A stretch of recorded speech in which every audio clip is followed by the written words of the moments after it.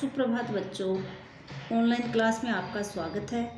मैं Neeta Chaudhary Fortune International School से। तो बच्चों, आज हम हिंदी का 12 चैप्टर पढ़ेंगे। कंचा। कंचा मतलब जो कांच की गोलियां आती हैं उसको बोलते हैं कंचा। इसमें हम ये पढ़ेंगे कि अप्पू नाम का एक लड़का है और वो रास्ते में खड़े खड़े हरे भरे नीम की पेड़ की सुगंध छाया में खड़ा है, होता हुआ घर से स्कूल आ रहा है। रास्ते में उसके मस्तिष्क यानी दिमाग में एक कहानी चल रही है कि जब वह हिलता डुलता चलता है तो बस्ता खनकता है। उसके बस्ते में क्या है? कांच की गोलियां हैं और बस्ते में रखी स्लेट, छोटी शीशी और पेंसिल आपस में टकरा रही हैं। उसकी आवाज़ सुनाई दे रही है। तो एक छोटा बच्चा है जो अपने बैग में क्या भरा रखता है? कांच की गोलियां यानी कंचा। ये कंचा जो चैप्टर है इसके लेखक है टी पद्मनाभन। तो देखो, ये कंचा चैप्टर है जिसको हम पढ़ते हैं। वह नीम के पेड़ों की घनी छांव से होता हुआ सियार की कहानी का मजा लेता आ रहा था। सियार की कहानी का मजा लेता हुआ चल रहा था। हिलते डुलते उसका बस्ता दोनों तरफ झूमता खनकता। जो ही बच्चा चल रहा था उसका बैग है वो हिल रहा था, जिसमें किसकी आवाज़ आ रही थी? कंचू की आवाज़ आ रही थी। स्लेट कभी छोटी शीशी से टकराती है तो कभी पेंसिल से। यूं वे सब उस बस्ते के अंदर टकरा रहे थे, मगर वह न कुछ सुन रहा था न कुछ देख रहा था। उसका पूरा ध्यान कहाँ था? उस सियार की कहानी पे केंद्रित था। कैसी मजेदार कहानी कोए और सियार की। सियार कोए से बोला, प्यारे कोए एक गाना गाओ। सियार ने कोए से कहा कि प्यारे कोए एक गाना सुनाओ। चुपचाप गाना सुनने के लिए वह तरस रहा है। यानी मजेदार कहानी क्या थी? कोए और सियार की थी। सियार है वो कोए से बोल रहा है, प्यारे कोए एक गाना सुनाओ, तुम्हारा गाना सुनने के लिए मैं तरस रहा हूँ। कोए ने गाने के लिए मुंह खोला और क्या होता है? रोटी का जो टुकड़ा है, कोए के मुंह में क्या था बच्चों? रोटी का टुकड़ा था। सियार चालाक था तो सियार कोए से गाना गाने के लिए कहता है। कोआ था वो बुद्धू था, मूर्ख था। वो गाना जो ही गाना स्टार्ट करता है, शुरू करता है, तो कोए के मुंह से रोटी का जो टुकड़ा है वो नीचे जमीन पे गिर पड़ा। सियार उसे उठाकर 9-2-11 हो गया। सियार उस रोटी के टुकड़े को उठाकर वहाँ से 9-2-11 होना यानी भाग गया। वह जोर से हंसा। बुद्धू कौआ। वह चलते चलते दुकान के सामने पहुंचा। वहाँ अलमारी में कांच के बड़े बड़े जार कतार यानी सिद्ध में रखे हुए थे, लाइन में। उनमें चॉकलेट, पिपरमेंट और बिस्कुट थे। लेकिन उस बच्चे की नज़र किस पे थी? इन चीज़ों पे नहीं पड़ी। क्यों? देख के उसके पिताजी उसे ये चीज़ें बराबर ला के देते थे। उस बच्चे को चॉकलेट, बिस्किट है ये उसके पिताजी ला करके देते थे। पिताजी क्या नहीं ला के देते थे बच्चे को? कांच के जो गोलियां होती है ना, कंचा, वो नहीं ला के देते थे। वो बच्चे की नज़र दुकान पे कहाँ है? कंचू के जार पे। फिर भी एक नए जार में उसका ध्यान आकृष्ट किया। आकृष्ट का मतलब खींचा। वह कंधे से लटकते बस्ते का फीता एक तरफ हटाकर उस जार के सामने खड़ा टुकर टुकर ताकता रहा, देखता रहा टुकर टुकर। यह नया नया लाकर रखा था उसने। उससे पहले वह उस चीज़ को वहाँ कभी भी नहीं देखा था। पूरे जार में क्या भरे हुए थे बच्चों? कंचे यानी कांच की गोलियां, हरी लकीर वाली। और गोलियां भी कैसे थी? रंग बिरंगी थी, लकीरों वाली थी। हरी लकीर वाली बढ़िया सफ़ेद गोल कंचे, बड़े आंवले जैसे आंवला होता है उसकी साइज के थे, किंतु खूबसूरत है। कितने खूबसूरत है, मतलब बच्चा ये सोच रहा है कि देखो ये कंचे हैं जार में, कितने रंग बिरंगे हैं, कितने सफ़ेद गोल कंचे हैं और कितने आंवले जैसे आकार के हैं, बहुत ही खूबसूरत है।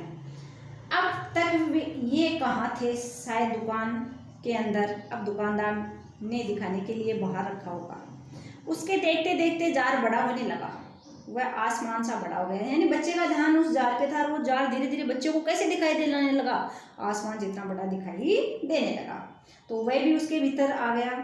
कल्पना कर रहा मतलब बच्चा यहाँ पे। वहाँ और कोई लड़का तो नहीं था, फिर भी उसे वही पसंद था। क्या? कंचा। छोटी बहन के हमेशा के लिए चले जाने के बाद वह अकेले ही खेलता था। उसकी छोटी बहन थी, उसकी मृत्यु हो गई थी, इसलिए वो बच्चा अकेला ही खेलता था। वह कंचे चारों तरफ बिखेरता मजे में खेलता रहा। तभी एक आवाज़ आई, लड़के तू उस जार को नीचे गिरा देगा।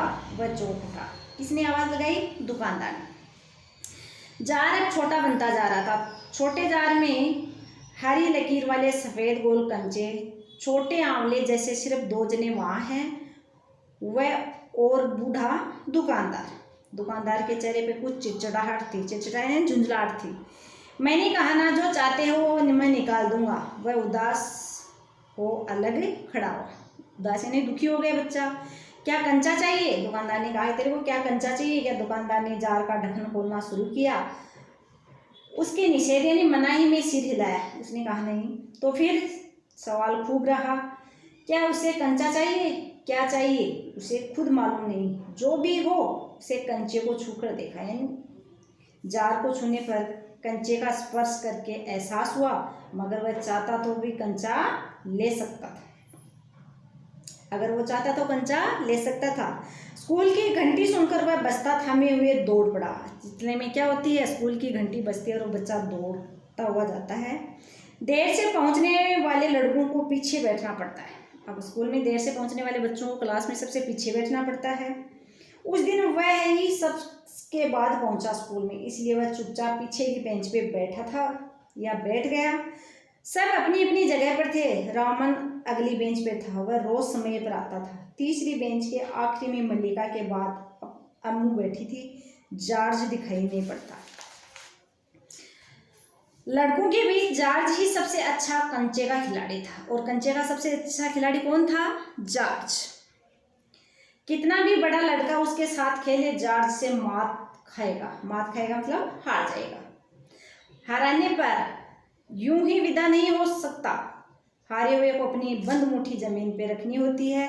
तब जॉर्ज कंचा चलाकर बंद मुट्ठी के जोड़ों की हड्डियां तोड़ेगा। जॉर्ज क्यों नहीं आया? अरे हाँ, जॉर्ज को बुखार है। और जॉर्ज स्कूल क्यों नहीं आया था उस दिन? उसको बुखार था। उसे रोमन ने ये सूचना दी। उसने मल्लिका को सब बताया था। जॉर्ज का घर रोमन के घर के रास्ते में ही पड़ता था। अप्पू कक्षा की तरफ ध्यान नहीं दे रहा था। अप्पू का ध्यान कहाँ था बच्चों? स्कूल में आने के बाद भी उसी कंचे वाले जार पे था। मास्टर जी, उसने हड़बड़ी में पुस्तक खोलकर सामने रख ली। जो ही मास्टर जी ने उसका डांट लगाई तो क्या करता है, पुस्तक खोलकर सामने रख लेता है। रेलगाड़ी का सबक था। रेलगाड़ी पृष्ठ 33। घर पर उसने ये पाठ पढ़ लिया। मास्टर जी बीच बीच में बेंच से मेज ठोकते हुए, यानी जो ही पढ़ा रहे थे बीच बीच में बेंच से मेज को ठोकते हुए ऊंची आवाज में कह रहे थे, बच्चों तुम में से कई ने रेलगाड़ी देखी होगी। उसे भाप की गाड़ी भी कहते हैं, क्योंकि उसका यंत्र यानी मशीन है, भाप की शक्ति से ही चलता है। भाप का मतलब पानी से निकलने वाली भाप से है। तुम लोगों के घरों के चूल्हे में भी। अप्पू ने भी सोचा रेलगाड़ी। उसने रेलगाड़ी देखी, छुप छुप, यही रेलगाड़ी। वह भाप की भी गाड़ी का मतलब। मास्टर जी की आवाज़ अब कम ऊंची थी। वे रेलगाड़ी के हर हिस्से के बारे में बच्चों को समझा रहे थे। क्यों? मतलब इसमें ये बताया गया है कि मास्टर जी जैसे ही अप्पू की ओर अपनी दृष्टि डाले तो वह जल्दी जल्दी क्या करता है, पुस्तक खोलकर अपने सामने रखता है। मास्टर जी कौन सा लेसन पढ़ा रहे थे? रेलगाड़ी के बारे में पढ़ा रहे थे। अप्पू इस पाठ को घर पे ही पढ़ कर आया था। मास्टर जी ने अपनी बेंच से मेज को ठोकते हुए बच्चों का ध्यान अपनी ओर खींचा। मास्टर जी बेंच से क्यों ठोक रहे थे? क्योंकि बच्चों का ध्यान इधर उधर ना होके बल्कि इस रेलगाड़ी वाले लेसन के बारे में ही उनका ध्यान रहे, इसलिए वो बार बार बेंच से मेज को ठोक रहे थे। तो बच्चों, आज हमने ये जो इतना चैप्टर पढ़ा है कंचा, उसको आपको भी पढ़ना है। बाकी का जो चैप्टर है वो हम अगले वीडियो में पढ़ेंगे। धन्यवाद।